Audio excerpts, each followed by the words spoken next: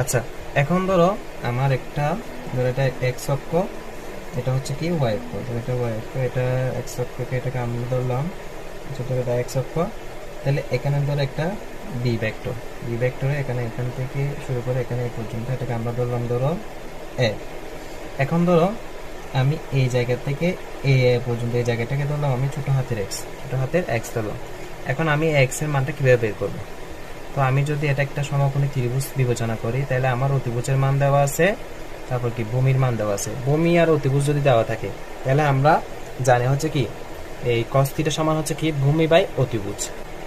cos theta is equal two ভূমি by অতিভুজ। অতিভুজ কি বি দেওয়া আছে ধরো অতিভুজ। তাহলে আমি এখান থেকে কি বের করতে চাই, এক্স এর মান যদি বের করতে চাই, তাহলে আমি কি লিখতে পারি বি cos থিটা, অর্থাৎ আমি এই এক্স এর মানটা আমার কি আসবে, তাহলে ডি cos থিটা আসবে। এখন ধরো আমার একটা ভেক্টর বললাম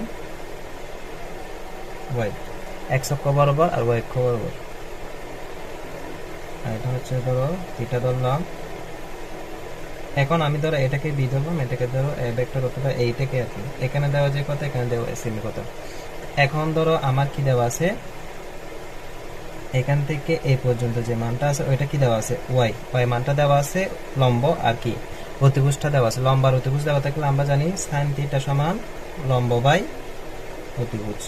অতিভুজ হচ্ছে যে এ, তাহলে আমি ওয়াই এর মানটি লিখতে পারি এ সাইন থিটা। অর্থাৎ যখন আমার কি দেওয়া থাকবে ভূমি আর অতিভুজ দেওয়া থাকবে, তখন cos থিটা সমান এটা, তাহলে এক্স এর মানটা এখান থেকে বের করতে পারবো। যখন আমার কি লম্ব আর অতিভুজ দেওয়া থাকে, তখন আমরা কি ওয়াই এর মানটা এখান থেকে বের করতে পারবো। আচ্ছা, এখন যদি আমি লম্ব বিক্ষেপ বলি, ধরো এখানে এটা হচ্ছে যে এ, এটা হচ্ছে যে বি, এটা হচ্ছে যে এটা।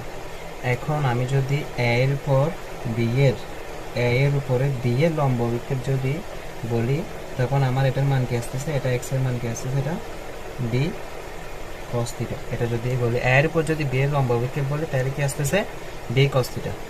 এখন আমি যদি এখানে জায়গায় যদি আমি এখানে বি ধরি এবং এখানে এ ধরি, থিটা ধরি, তাহলে বি এর উপরে এ লম্ব বিক্ষেপ কি হবে, তাহলে এ cos থিটা। তাহলে এখানের মধ্যে আমরা ফর্মুলা জানা হচ্ছে যে A dot B is equal to A B cos theta.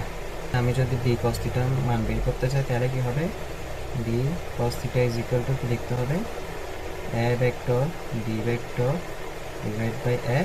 আবার যদি এখান থেকে আমি যদি এ cos থিটার মান লিখতে চাই, A dot B vector divide by B. এটা হচ্ছে লম্ব বিক্ষেপের সূত্র।